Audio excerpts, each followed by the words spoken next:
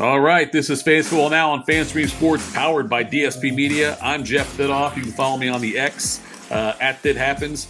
He is Chad Rink. Follow him on the X, Chad Ochorenko. Lots to talk about today. NFL preseason football getting underway here on Thursday. C.J. Stroud got the start for the Texans.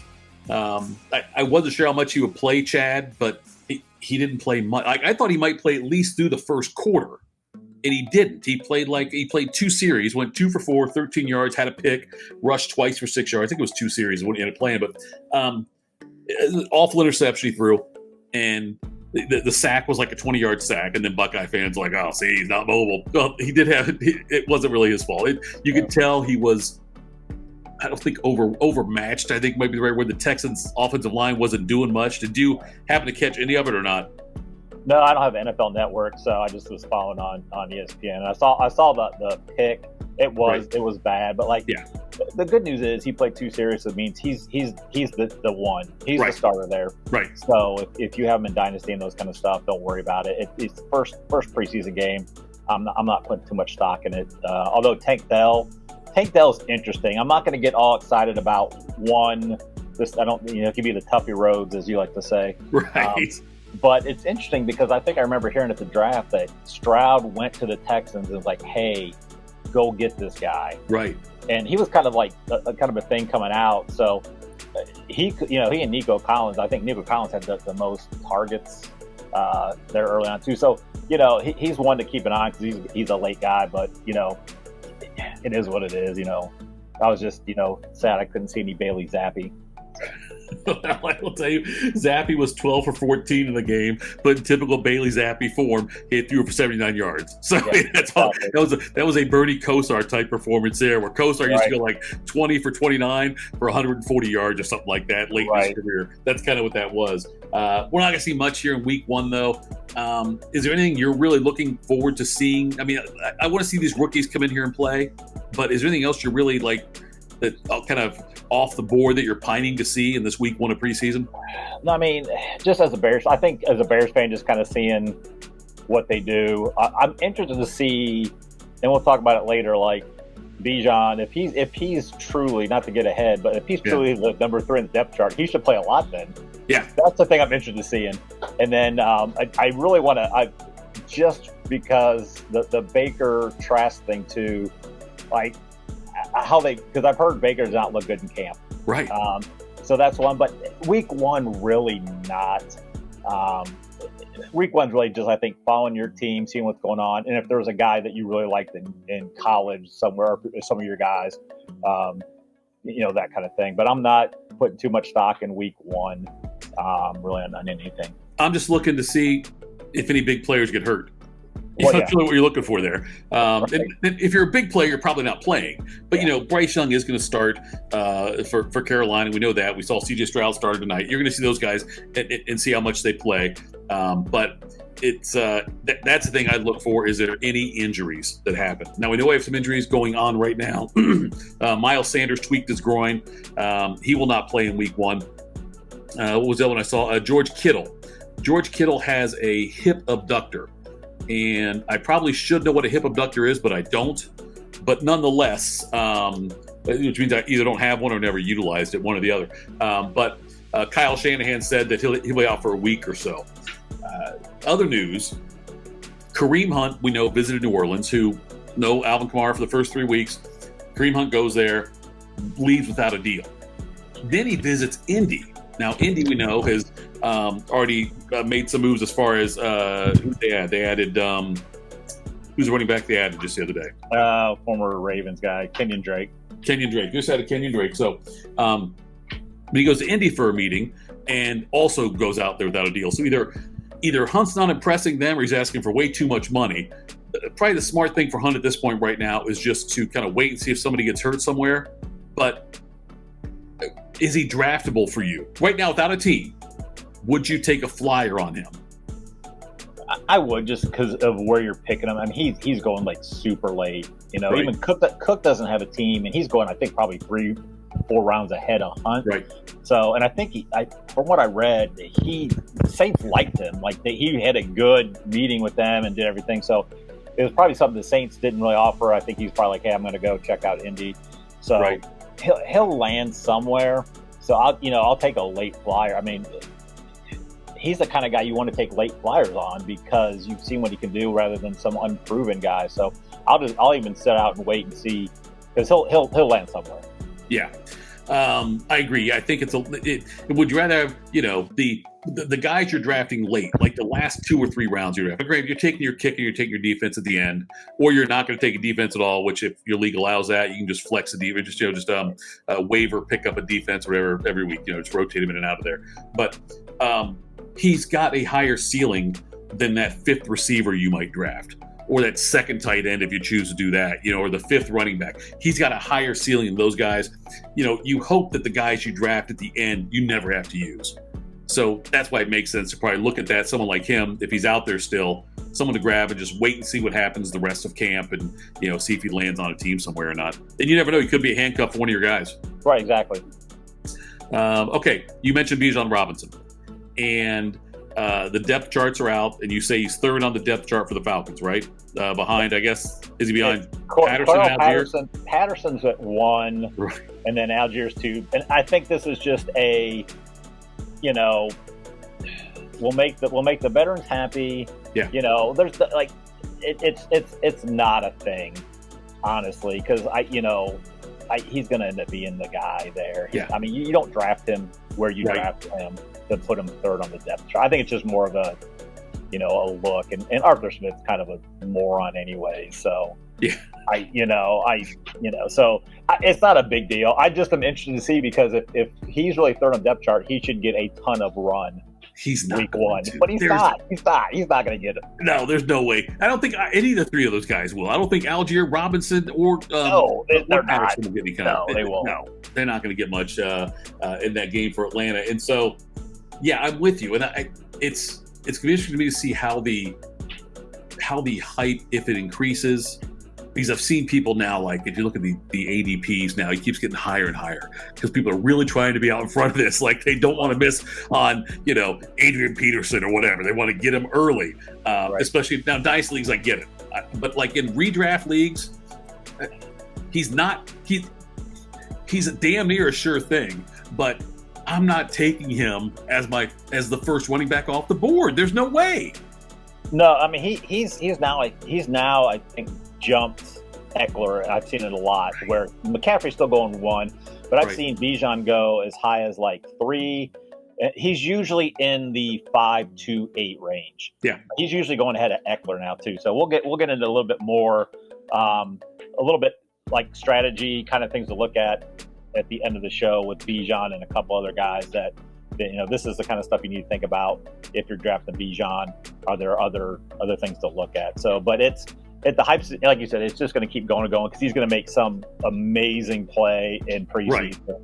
And then I mean, I saw Bijan Robinson. One of the plays he made, one of the catches he made, and just blew by a linebacker. And then he made that juggle catch. Yeah, so it's just it's one of it's inevitable. He should retire after that. Then just Yeah, let's go ahead and take it and retire. The Tampa Bay quarterback situation. Does it matter? Kind of. Like. Okay. I don't think it does because I don't think either are that great, but they still have Evans and Godwin and then Rachaad White's good. So they have weapons. Right. It's just neither of these guys are going to get drafted in a redraft league unless it's a super flex. Right. And you can play 2 quarterbacks and then maybe you get one of those guys. But I don't think either are going to amount to much. Although it probably was a result of Brady being there, but the Bucs threw the ball more than any team over the last 2 years. And I'm sure it's because they had Brady. Sure. But they have weapons. So, and we've seen Baker's been okay. Like, if you're the Bucs, what you do is you play Baker, let him fail after the first 2-3 games, right. And then bench him for Trask, because then you can say, hey, listen, it's, let the young guy, and then hopefully Baker kind of is like, okay, I'll bring him along rather than just sitting Baker at first, because I don't know how he'd take it. But right. it doesn't really matter because these guys, they're not getting drafted. So one of these guys will probably end up being a waiver wire at some point. It's interesting because, they may have the most talented receivers with the worst quarterback associated with it. You know what I mean? Like if you look at in the NFL like that, when you look, I don't know of another group of 2 receivers and that have a worse quarterback throwing to them. No. And you almost with Rashad right there too, and you got that talent. You can't have a game manager. You need to have a big time playmaker. And Mayfield is, I don't want to say high ceiling, but he's certainly low floor. You know, like I know he had a great run with that Rams, that first game played for them, led to a big comeback, and he's had his moments with the Browns where he's looked like just like a great playmaker. But we know enough about him that it's not consistent with him. And this is his last chance to be a starting quarterback in the NFL. Oh yeah, I think he's just like a higher end like Johnny Manziel, where like he'll make some plays, he'll have a good week or two, but he's not the kind of guy that's going to lead a team to the playoffs or more. You want to talk about your Bears now? I just saw this and thought it was interesting. I was listening to a podcast about the Bears, and they're saying like Claypool has been looking dominant in camp, and I was going to say, if he does, what does that do for you? I know what it does for me. I've seen so many different things about Claypool, though, like that the Bears overpaid for him. Right. You know that now because the 33rd pick is Joey Porter Jr. They overpaid for him. Yeah. But I'd heard that his work ethic wasn't there. And I've heard the knocks on that about him, which is why it was so surprised me to hear you say he's been dominating camp, because I heard like there was a potential he might get cut. Yeah. And dominating camp now makes me worry about the Bears defense. Well, that's just it. The Bears defense isn't great. So, right. And I guess DJ Moore's look good too. But the only thing these are guys that are watching camp, but it's like the Bears defense isn't great, number one. Number two, let's say Claypool recaptures that rookie season. Mm-hmm. I'm still not going to draft him just because I don't think like the third option, maybe fourth option in an offense that's not going to throw the ball a lot is worth anything. The only thing, if Claypool can get back to that level, then it makes me very high in Justin Fields. That's the only thing. I am not going to draft Claypool on any kind of news or anything like that. Hard Knocks first episode came out. I kind of watched bits and pieces. I didn't watch it live. I'm doing the morning show here, so I got up super early. But I kind of like went through some of the highlights and stuff. Did you watch the whole episode? No, because I kind of forgot about it, and I don't care about the Jets. But we do have Max now, I guess. So I may watch a little bit, but I really don't care like what's going on in camp on teams that I don't really care about. And it's not all that's going to do is make me like get too excited about somebody that I shouldn't be getting too excited about. Right. That first episode, there's always someone who's like, overcome all these things and everyone loves him. And then by episode 3, it's like you see him walking away, turning his playbook in and that kind of stuff. So that always happens with Hard Knocks. Right. I'll watch the entire episode, then I'll watch it next week. So I don't know if I'll watch it live when it comes out. I may, watching it later on, but not that it's live. But anyway. All right, what's next? You want to talk about Underoos? I saw a commercial on the app formerly known as Twitter. Right. It was an old Underoos commercial, and I had Underoos, and I thought about it, and I texted my buddy, and I was like, if they made adult Underoos that were like jerseys with boxer briefs, like if I get like a Ryan Sandberg Underoo, right? I'm wearing them. I'm wearing Underoos, like adult Underoos. It's got to be boxer briefs. It's none of the tight. No, I'm with you. Yeah, I'm but not doing. If you had like an actual like a jersey shirt, like the old Cubs pinstripes or whoever even like football jerseys, you could throw on a Franco Harris Underoo at night. That kind of thing. Like I would have all of them. You froze up there. I missed all of that. Oh, sorry. I would have all of them. If you had like baseball, football players, jerseys with boxer briefs, I'm all in on it. I could see that. So it might be something you and I looking to try to market. I think there's a market for it. Yeah.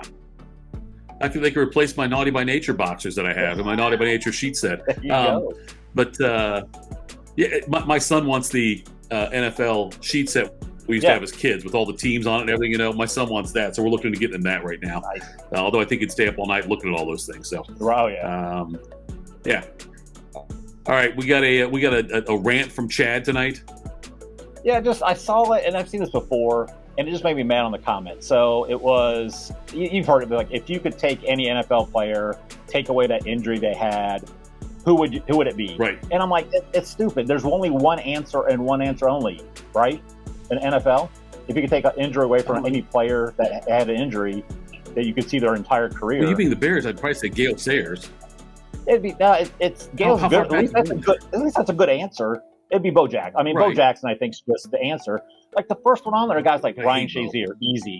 Ryan Shazier, easy. No. And then I'm like Shazier's a good player. And then I saw some Bears fans that put Tommy Harris and Mike Brown. I'm like, listen, nobody's staying up at night like Uncle Rico. Like, man, if the Bears, right. Tommy Harris and Mike Brown would stayed healthy, we would win state. Like, right. No one's doing it. It's like that's the dumbest answer ever. And Trey Wingham has said it's Bo Jackson. Period. So that's a great answer. But I hate Bo Jackson. I couldn't think of Bo Jackson because I hate him so much. Sayers is a good one. I mean, but Bo's it. So like I hate those. I would go Sayers. Like, I would take Billy Sims. Yeah, Billy Sims was a great running back. Oklahoma Heisman Trophy winner and had a great career. Tore up his knee and he was done. I might take, not that this guy was great, but he could have been maybe Marcus Dupree, the running back out of Oklahoma. Yeah. That was a great 30. That's one maybe. It's all running backs I'm looking at here. I think I'm trying to think if there was a quarterback somewhere. It's not. Culpepper, maybe. Maybe, yeah, because he was him and Moss together. So it was just one of those things. It's like why, they're just getting clicks. Like Bo Jackson's really the only answer. Bo Jackson's got to be the best answer, I would think. I think he'll be the best one on that. Yeah. All right. If you decide to wait a long time to take a quarterback, you wait, and the top ones are off the board, obviously, because you're not wasting capital, not using capital on Mahomes or Herbert or Allen or Burrow or Jalen Hurts. Okay, you wait longer. Right. Who, after, like, if you wait long, give me a couple of high upside guys you think that could, if you've loaded up on running backs, receivers, and whatnot, that you can maybe go out and grab. Okay. First guy, I'm going to kind of be a mystery for you here. So what if I told you that you could get last year's QB5 in fantasy points for quarterbacks? Overall, he was a QB5 last year, fantasy points for quarterbacks. If you could get him at QB15 off the board and at ADP 109, and the team added a day 2 running back and maybe the best receiver in the draft this year. Is that Geno? It is Geno. He was the QB5 last year in points. He had 4,300 yards, 30 touchdowns, 11 picks. He didn't rush very much. So, right. I was surprised to see he was QB5, and I'm like, he's coming off as the QB15. So he's one I'd like because I think that offense is just good, and I think he's going to throw the ball more and just. I don't think Geno's great, but I think he just is good for that system. So he'd be the first guy I think I'm looking at if you're waiting. For that, because there was talk about them drafting a quarterback. Right, in the they were draft talking this year, and they didn't do it. And they didn't know. Right, and so they give him the contract. I know the contract's not some long-term locked-in thing. They can still get out from underneath it after 1 year, I think. Yeah. But there's no one else on the roster to take reps from him. So, and they're going to run the ball well, no matter who's back there. I don't know which guy's going to be healthy, which guy's going to do it. But they always run the ball well under Pete Carroll, and you've got 3 great weapons at receiver there. You do, and I think they're going to score a lot. Their defense is improved, and he's in the same system. Like I think that's not something to overlook. So he's one. Okay. And I'm kind of next guy. So he's coming off. It's Russell Wilson, or as we call him in the Low Hoop League, RW1. He's coming off as a QB 16, ADP 117. After Hackett got canned, like way later than he should have been, in week 17, he was the QB 5. Week 18, he was the QB 2. Now, the 18, most of the QBs probably weren't playing. And before he went to Denver, here's his finishes in fantasy: QB 6, QB 4, QB 9, QB 1, QB 11. He has all the weapons. And the biggest addition, I think, in the offseason was Sean Payton for them. Yeah. So I mean, if he can do it, I know he can't run as much, but Sean Payton knows how to coach a short quarterback. Yes, he does. He did pretty well with that. It's that's interesting. Like I can't tell how good Denver's receivers are because I haven't seen confident people throwing to them. You know what I mean? It's like maybe they do have great talent there, but I look at them and I'm like, God, I don't know if they're that good. Maybe they are, and maybe they're always getting hurt too. They're always getting hurt, right? They're always getting hurt, and they've just had such bad quarterback play. But if the offensive line's improved, and if Sean Payton can make this happen, then yeah, I'd be scared to death to take Wilson as my number one. But if you wait long enough, you may be forced to. Yeah. Oh yeah, I mean these aren't guys you're like, oh yeah, confident. You know, these are guys. If you decide, hey, I'm going to wait because I don't want to draft high enough and get everything else. Yeah. These are guys that I think could be a difference maker that you can survive with. So the next guy is going to be Derek Carr, QB 19, ADP 143. He's one I like, but it's just like you're banking on a healthy Mike Thomas, and he's got good pass catching running backs. Their schedule's weak.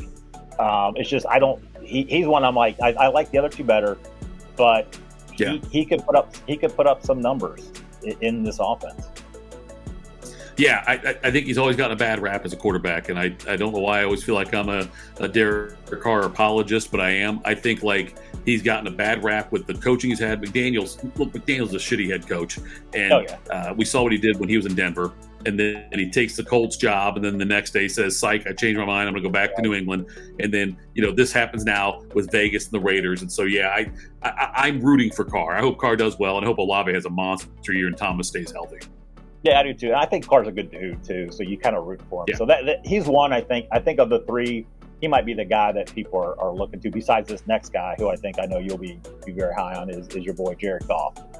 So he's coming off his QB 17, ADP 124. Right. I know you like Goff, but I mean, like if you look what they did last year, like he had, he's played 15 games in the 5 years he's played. His average in those seasons, 4,300 yards, 26 touchdowns. And I think this might be one of the better teams he's had. You saw what they did last year. Same system. They're just going to get better once Jameson Williams comes in week 7. I think they got an upgrade at running back and tight end in the draft. Yeah. So I think all signs are pointing up. I think everyone's going to be on Goff. I'm surprised he's coming off as the QB 17 though. I thought he'd be a little bit higher. Yeah, it's. I think people are they're not believing in him yet. Amon-Ra St. Brown, that was such a great receiver, and I agree with you on the running back situation. When you say tight end upgrade over how they finished last year, not necessarily upgrade over Hawkinson, but Laporta is a better tight end than what they played with last year. Than what they finished with, yeah, exactly. Yeah, and the last guy just threw in there because he's my he's my keeper in our league, so I got to kind of like, right. But it's more of a shoulder shrug. It's like, I don't know. He's coming off as a QB 24, ADP 172. It's Jordan Love. And really, it's like, I'm like, he's playing for the Packers. That offense is shown. Right. He's got weapons. Same system. But I'm telling you, I think we'll know early with, I think, Love. They got a pretty rough schedule. I think by week 4, I'm either going to be look like a genius because I traded Trevor Lawrence to you for a draft pick and Olave. And then I traded Deshaun Watson for 2 rookie picks, which I ended up getting Charbonnet and Roschon Johnson. So good picks, we'll see. But I don't know. I have no clue what to expect out of him. It'll be interesting to see because we've known what they had the Rodgers thing. They had Favre, drafted Rodgers. Rodgers sat forever. And now we got the similar thing with Rodgers playing, Love sitting forever. Now Love gets out there. I feel like, though, the only way it's going to suck for the Packers is if Jordan Love is okay and they go 7-10. You know what I mean? Either they want to know he's the guy and we can build around him, or they want to know he's not the guy and let's suck and let's get a top 5 pick and see if we can get a quarterback that way. Draft somebody, sit behind Love for a second year, even if you have to do that, then let Love play the next year also, and then go from there. But it'll be interesting. Love, it seems like there's a lot of upheaval with some teams and players this year. Where like the thing in Green Bay, you got Rodgers, the Jets. Those are both really really big things. Sean Payton going to the Broncos, the Lions being favored in the NFC North, all these different things with Carr then moving, all the stuff that's going on, the rookie quarterbacks with Stroud and Young, Richardson, what's he going to do? So there's a lot of uncertainty and new things, but Jordan Love is certainly one thing I'm going to watch also. Yeah, exactly. No, all right. Those guys, I think target. Yeah, I think that, and I'll tell you, I know I'm wearing the hat, but Pickett could be really good this year too, depending on that. If that Steelers offensive line holds up, I like the weapons they have there. Deontay Johnson was a fluke thing last year, all those catches and no touchdown passes. And George Pickens is only getting better. Adding Allen Robinson, I like that a lot. You still got Freiermuth there. You got Darnell Washington, the tight end. Yeah, Freiermuth's good. Darnell Washington, the other tight end, the rookie, is huge. And they thought he'd be more of a blocker. They're using him a lot in the passing game as well. But if he also blocks, it frees up Freiermuth as well. So, and Pickett, if the offensive line's better, Pickett's going to be better. So that's somebody else I've got my eye on as well. Totally biased, 100%, admittedly. You're fine. That I like Pickett. All right, let's end this here with talking about some running backs. And you got a few you wanted to highlight? Yeah, so a guy that we're Facebook friends. He's a big stat dude, and he fantasy football and stuff. So he was kind of a couple of weeks ago didn't like Bijan being drafted so early, and then he kind of really compared Bijan with Etienne, like they're kind of the same guy. You get Etienne later, and it was pretty interesting. He didn't really get too much stat wise. He was kind of comparing the two, and it made me start thinking. I'm like, okay, let's kind of look at this, and I added another guy. So we're going to look at Etienne, Bijan, and Joe Mixon. So let's kind of look at that. Right. So right now, if you look at red zone touches last year, Etienne had 41 carries, which was 6th. Mixon had 38, which was 11th. And then Bijan, we're just going to have to use the combination of Algier and Patterson. That's just all we can go off right now. Right. So there were 61. They had 61 red zone touches between the two of them, which would have been first in running backs. Etienne had 4 touchdowns, Mixon had 8, and the two Falcons had 10 combined. Most of that was Patterson. And then if you look in the red zone touches, Etienne accounted for 60 of the carries in the red zone touches, Mixon 70, and then the other two 73. So, Bijan could be that guy in the red zone, that kind of thing. Inside the 5, Mixon had 13 carries, 3 touchdowns. He accounted for 59% of the touches inside the 5, which seemed weird. And then you look at Mixon. Yeah, Mixon had 3 more carries inside the 5, 2 more touchdowns, so 16 and 5. He accounted for 94% of the touches in the red zone for the Bengals, which is enormous. That's a big number. That's big, and they're going to be in the red zone. Or that's inside the 5. Inside the 5, nice for it. So when they're inside the 5, he's getting the ball, especially without P-Ron there now. And then with there's no one else there to take care. There's not, no. And then with the 2 in Atlanta, they had 16 carries, 8 touchdowns, and they had 83% inside the 5. So,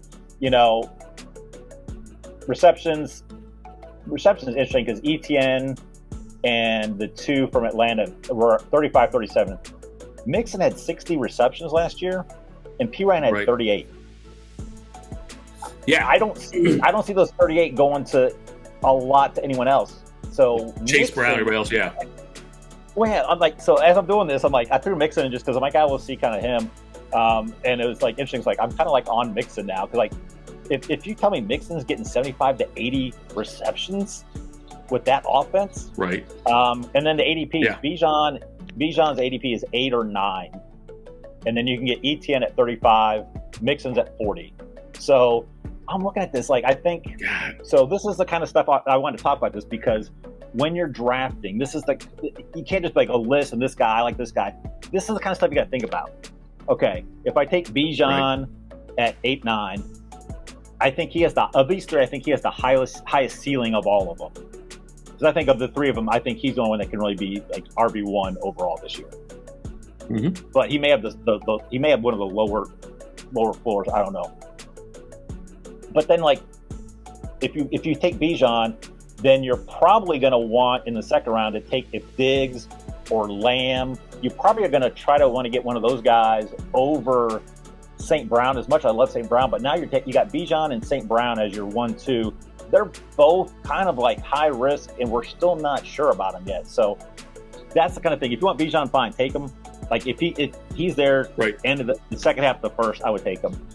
I think Etienne's got the lowest ceiling of the three of them, just because I think that team likes to pass. I think Bigsby could be a thing. I don't know. And then I think Mixon's probably got the lowest. Like Mixon, as I did this thing, added Mixon in, I'm like, what I walked away from was, I think I want Joe Mixon. Mixon's interesting. My concern is he slowed down at the end of last year. He's got a lot of touches on his body.